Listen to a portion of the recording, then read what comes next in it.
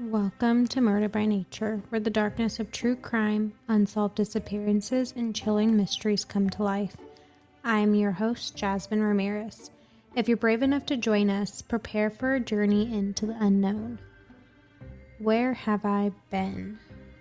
You know, every time I try and get into the groove, start to do this, something happens. And then I'm back to not being able to record or get this done. We got hit with the gnarliest flu or cold or whatever happened that's been going around. And then I ended up in the emergency room. I literally felt like I was dying. And it turns out I have gallstones. A lovely thing from postpartum. And those gallstones were trying to pass or passing or something, and it caused the most pain I've ever experienced in my life. And I've given birth. It hurt so bad. I had to go through MRIs, ultrasounds, CT scans, all of that fun stuff. And I now have surgery scheduled on the 26th. So, yay me. On top of all of that, just the busy day-to-day life. But I wanted to get on here and record. I wanted to get something up because this is a passion of mine. It's something that I really like, even though we don't have a lot of listeners. We have, I want to say, like 30 of you that come back every week, which those 30 make me happy and make me want to do this more. It's just something that I enjoy. And I, probably after surgery, I think that's when we're going to do it. I made a cute little studio in my home that I'm going to start doing video podcasts. We'll still have the audio. It'll still be here streaming for you, but also wanting to get into video. It's been something I've been wanting to do since I started this so long ago. But with life, marriage, pregnancy, all of that, it's just not something I got around to. So I'm hoping this is the last little hiccup. And then I'm going to buckle down, record some videos, and get some of these stories out. So that is what's been going on. I'm going to try and be back every single week and pre-record before my surgery, so we have stuff out for those 2 weeks that I'm going to be down. But with that, let's jump into our episode. Our references today are Oxygen, Reddit, the Wikipedia, CBC, missingpersons.ca, Medium. I've really dived into Reddit to follow this story, and this is one I've never heard of. So I wanted to jump on and throw this story out there just to bring some awareness to it. Vanderhoof, British Columbia, a picturesque town surrounded by dense forest, rugged terrain. It's a place where life moves at a steady, familiar pace, where everyone seems to know each other. But in May of 2011, the close-knit community was shaken by the disappearance of a young woman whose vibrant personality and adventurous spirit were the heart of those who knew her. Madison Scott, or Maddy as her loved ones called her, was born on April 29, 1991, to Eldon and Dawn Scott. Growing up alongside her siblings Ben and Georgia, Maddy's life was filled with love, laughter, and a healthy dose of adventure. She was a force of nature, just as comfortable in a dress as she was in her work coveralls. Whether she was tearing through the trails on her dirt bike or gliding gracefully across the ice as a figure skater, Maddy embraced life with boundless energy. She thrived on the spontaneous, often planning impromptu adventures and performing in amateur video productions with her friends, which is just super cool.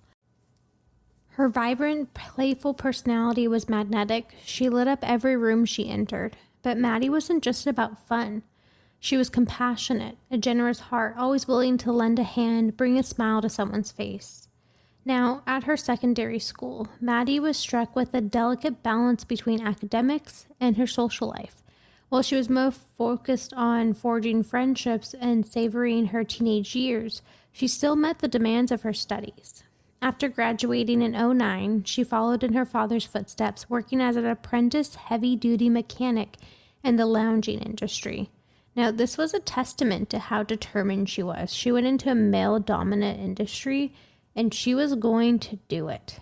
But for all of her light and energy, Maddy's story took a dark and unexpected turn. It was the weekend that was supposed to be filled with laughter, celebration, friends. Late in May, British Columbia marked the start of camping season, a time when locals would gather at places like Hog's Back Lake to soak in the beauty of nature. For Madison Scott, she was going to enjoy the weekend of May 27, 2011, and this was going to be one to remember, but not in the way that anyone expected.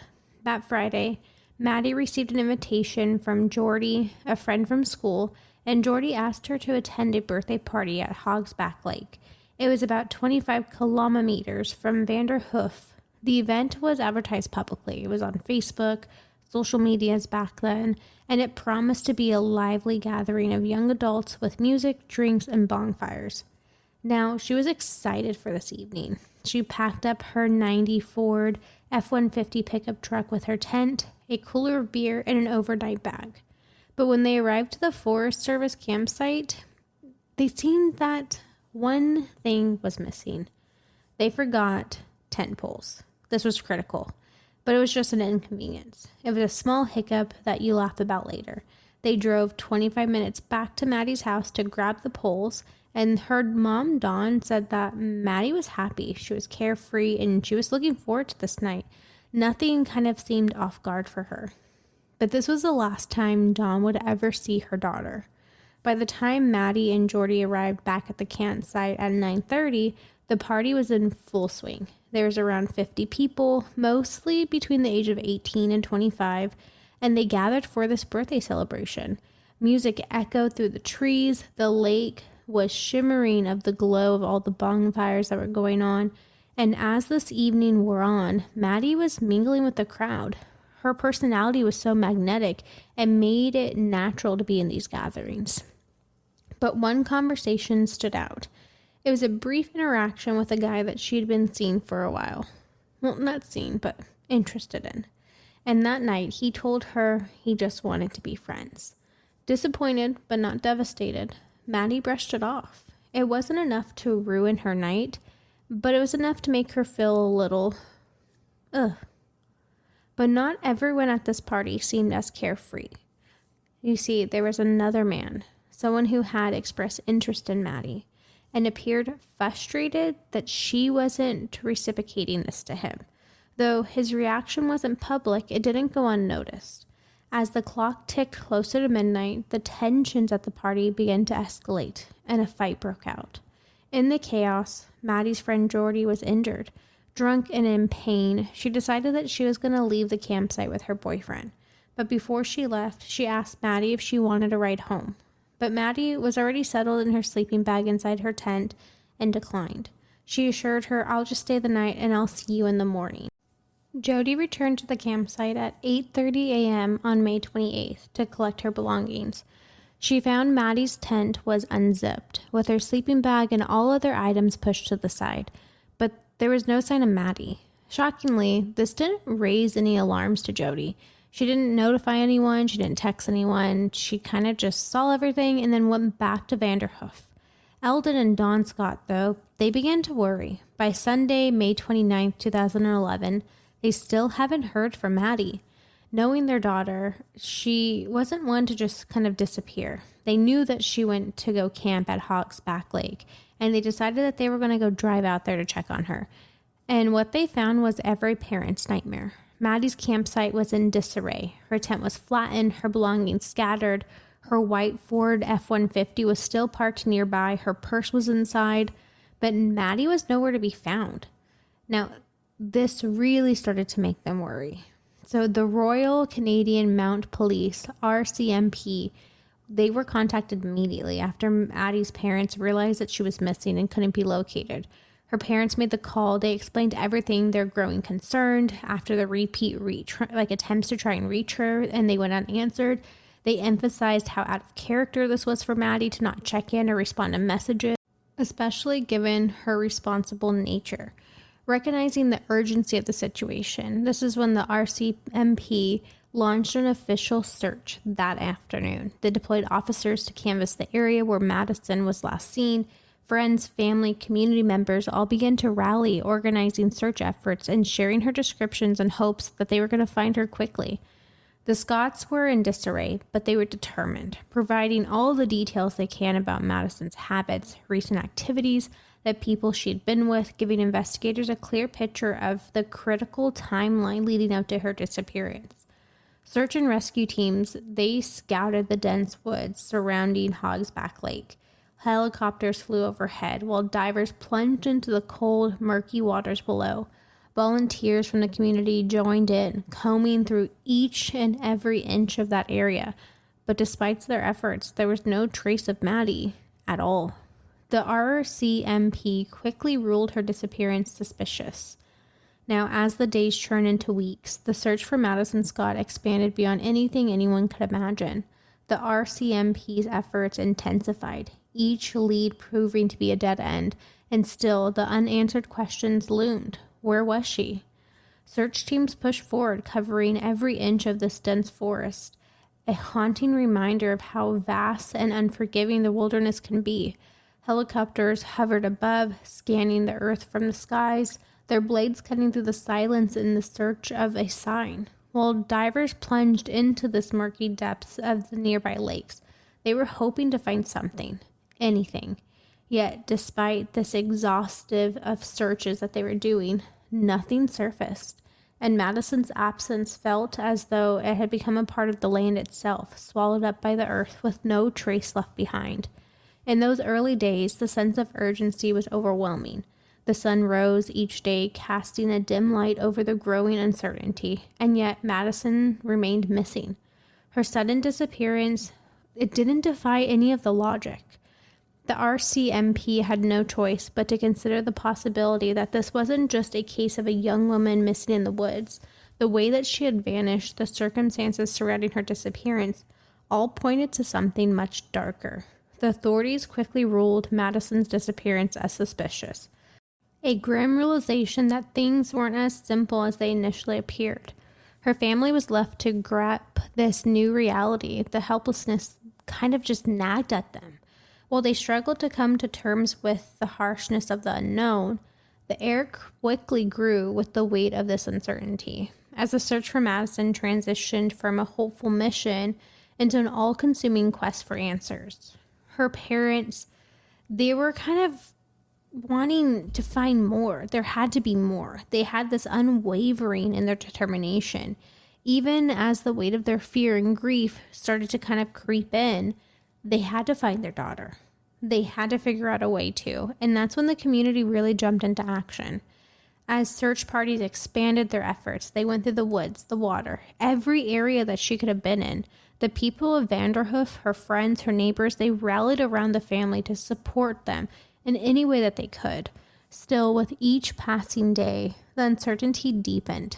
Madison's absence was not just founded by her parents, but everyone that knew her. She wasn't the type to just simply vanish without a trace. Her absence raised more questions than answers, though, and the frustration was mounting.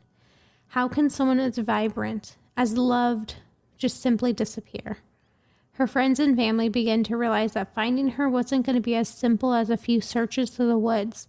This wasn't just a missing persons case. It was something much more sinister, something that not only required the efforts of the police, but volunteers, and it combined into the strength of the entire community. As the search continued, media started to take notice, and soon the eyes of the nation were on Vanderhoof. Madison Scott's case became a focal point for everyone seeking justice for the young woman, who kind of was just ripped from her friends and family, without warning, without explanation. Billboards went up displaying Madison's image and called for anyone with information to come forward. A reward of $100,000 was offered, and the community rallied behind this call, organizing events to raise awareness to keep the search for Madison alive. It was clear that everyone wanted answers, but the more time that passed, the more that they were just kind of left there, in the air, wondering what was going on.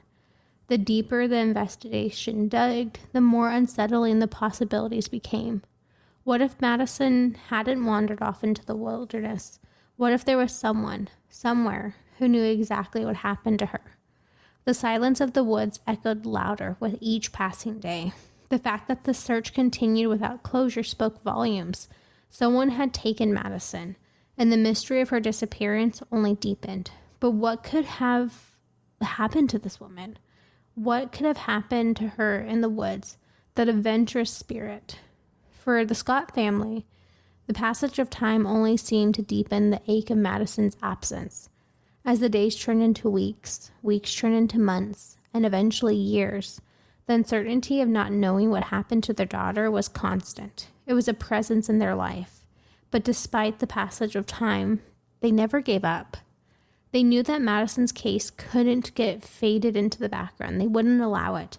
They wouldn't let it get forgotten like so many others.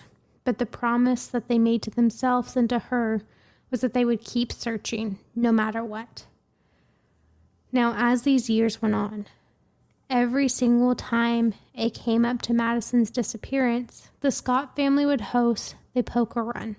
It was at Hogsback Lake, and this event became a tradition, a symbol of hope that they refused to kind of put out.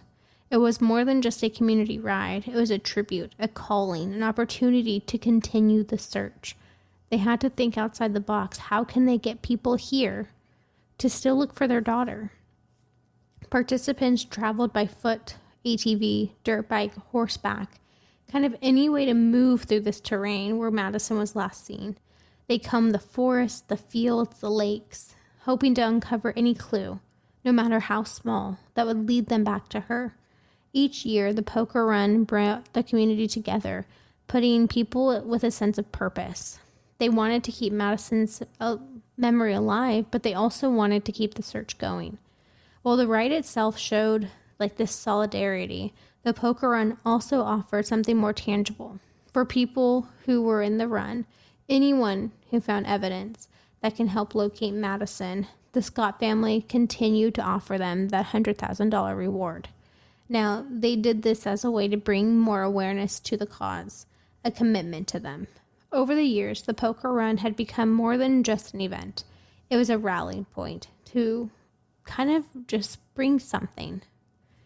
Now, as they went through this, the Scott family tirelessly worked to keep Madison's face up in the public eye.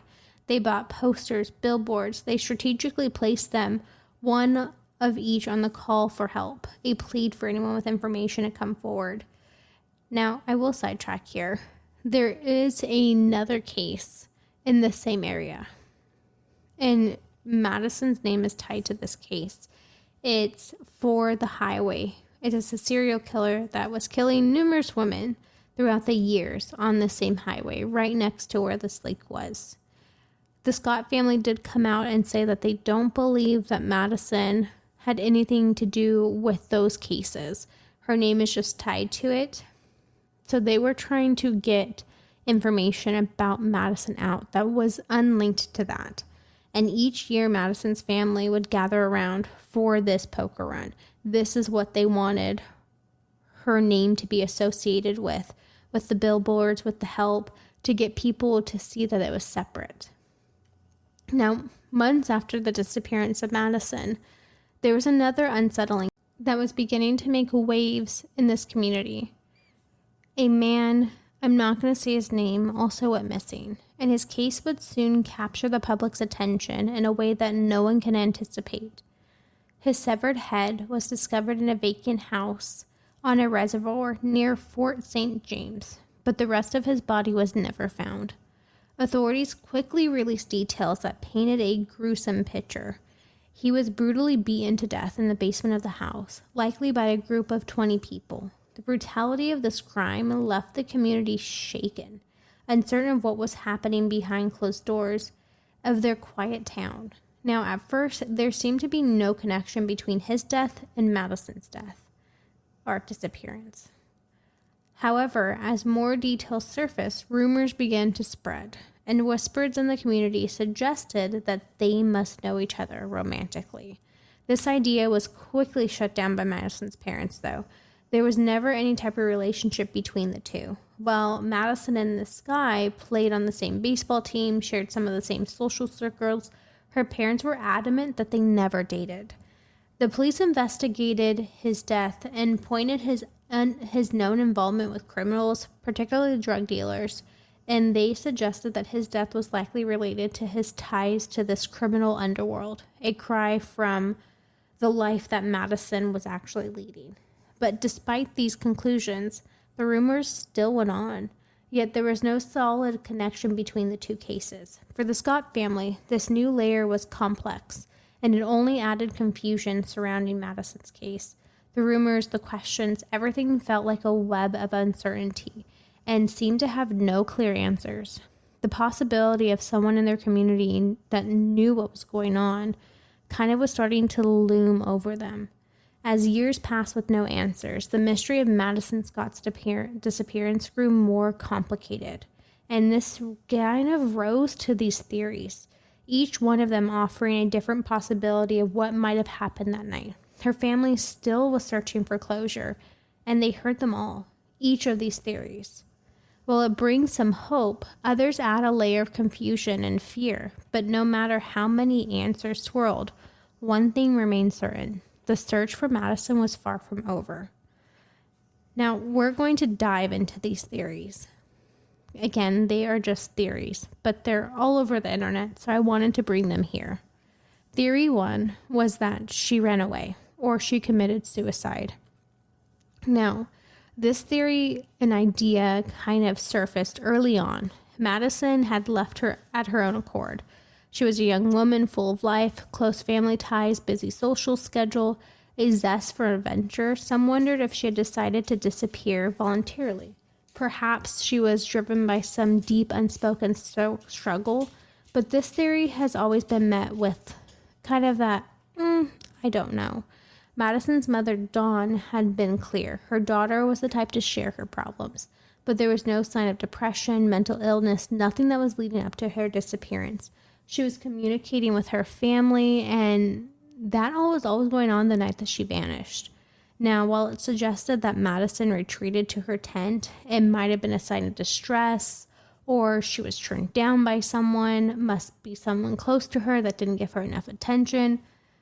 This had no real backing. Nothing aligned with who she was.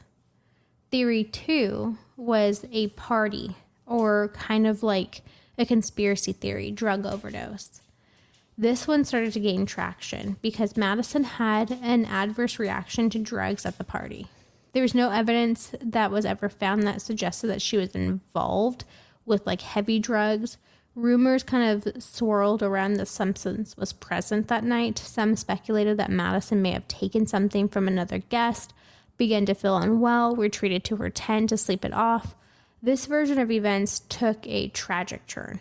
It's believed that when Madison didn't wake up, those who remained at the party panicked. Afraid of consequences, they allegedly decided not to call 911 and instead conspired to cover up what happened, disposing of her body, staging a disappearance, all to protect themselves. But for this theory to be true, several people would have to have known about the lie, and they would have to have maintained that secret for over a decade. That's very difficult to do. Now, the third theory was an accidental death. Some believe that Madison's disappearance was the result of an accident. How could she have just simply wandered off from a campsite, gotten lost, maybe met someone? The search was followed by this intensity, but despite the best efforts, authorities found no trace of her. Now, if Madison would have left her tent to go to the outhouse or a simple errand, it would seem unlikely that she would have gotten lost. The outhouse was only 50 feet away, and if she had gotten farther, her truck would have likely kind of played into this. There was no sign of animal activity in the area, despite reports of a cougar in the region, and no sign of a struggle. Did she go on a hike? Did something happen to her before that she could have made it very far? With no phone, no camera, nothing that recorded that night after midnight, this kind of left more questions than answers. Theory 4 is foul play by someone she knew. Now, police initially considered the possibility that Madison had left the campsite in a vehicle with someone she knew.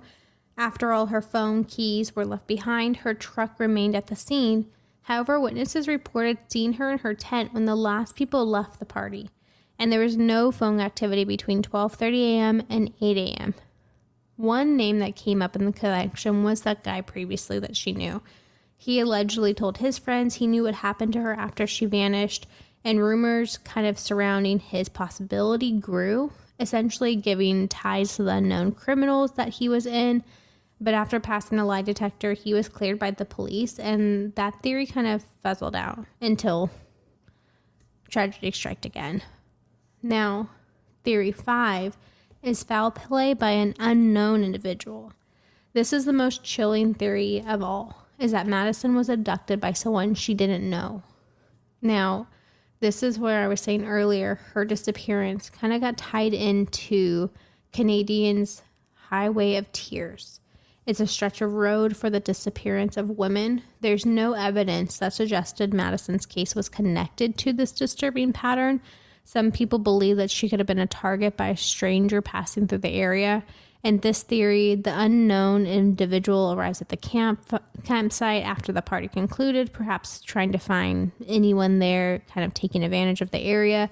The theory suggests that the person tries to engage with her. When she rejects their advances, things turn violent. A struggle kind of emerges. Madison tries to escape, grabbing her keys and phone, preparing to flee, possibly planning to drive away, call 911, but the person's armed, and they force her into a vehicle and take her to a different location.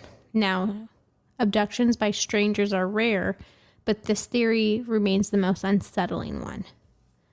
Now, each of these theories offers a different glimpse into what might have happened to Madison, but none of them kind of provide clarity or anything that her family needs. The unanswered questions, the what ifs, the chilling possibilities, each theory left behind a lingering shadow. And as the years passed, the hope for the resolution began to feel more distant, like a dream. For the Scott family, it was painful, an ongoing journey of uncertainty. But in the face of this unknown, they never stopped searching. After 12 long years of keeping Madison's name in the public mind, fighting for justice, holding on to hope that someday they could find answers that they so desperately sought out, the truth finally emerged. Yet it wasn't the resolution they dreamed of. On May 29th, 2003, the Royal Canadian Mounted Police confirmed what they always thought and their greatest fears. Madison Scott's remains have been found. The discovery made on a rural property on the east side of Vanderhoof marked the end of a physical search, but it didn't bring peace as they longed for. Instead, it marked the beginning of this kind of more painful chapter, as the emotional torment they endured for over a decade was now met with their undenied reality. And the truth had become, but it was far more heartbreaking than they can ever imagine. The RCMP had executed a search warrant on the property, and with the discovery of Madison's remains, they can finally bring some clarity to the case. Now, in the mix of this, the Scott family was informed, but they did request privacy. This wasn't the end of just a search. It was the painful realization that their daughter's life had been taken, the rawness of knowledge that someone could bear. Now, it took them 12 years to find this, and with heavy hearts, they told the community that the discovery of Madison was a significant development. However, this investigation remains active and ongoing as a missing persons investigation where foul play had not been ruled out. The words hung in the air like a chill. The answers they so longed for had finally come, but they only led to more uncertainty. How had Madison ended up there? Who was responsible for taking her life? And why had it taken so long for the truth to come to light? As investigators continued their search, it became clear that the mystery surrounding Madison's disappearance was far from over. The case was still open, and no charges had been filed at the time. The RCMP appealed to the public, urging anyone with information to come forward. The possibilities haunted kind of the people that were there, yet everything remained silent, lingering in the background. Madison would have been 32 years old this year, a thought that pierced the hearts of those who knew her best. In 2022, the RCMP released a heartfelt tribute to her. Madison was vibrant, free-spirited, loyal, a kind individual who not only worked hard at her family's business, she immersed herself in her family, friends, hockey, softball, photography. She had been the type of person who lit up a room, who had a smile that can brighten even the darkest days. She was the sister, the daughter, the friend who was always there, someone whose loss left an unfillable hole in the hearts of everyone that touched her. The discovery was a bitter step towards the truth. Even in the sorrow, there was a quiet hope for answers that would eventually come. Now, the mayor even released that everyone that knew Madison as a sister, a daughter, a friend, they knew her in some way. They all had a connection. Her disappearance shook the community, and the discovery will no doubt bring some solace to the Scott family, but is an answer, the truth, that no one hoped for. Now, the Scotts did release their own statement. As a family, we now have the opportunity to allow Maddy to rest. We trust with patience, belief, everything that they will receive the answers, and remains that motivated that they want to achieve this closure. The words were both a reflection of their pain and a reminder of the strength that they carry with them through the years. They hadn't given up on Madison, even when the world seemed to have forgotten her. And now, as they stood in this unimaginable reality, they were determined to press on for the search of answers, justice, and this was far from over. Now that brings us to the end of this unsettling tale. As always, thank you for listening to Murder by Nature. If you enjoyed tonight's episode, leave us a rating, review on Apple Podcasts, Spotify, or wherever you're listening to, and be sure to return back this Thursday.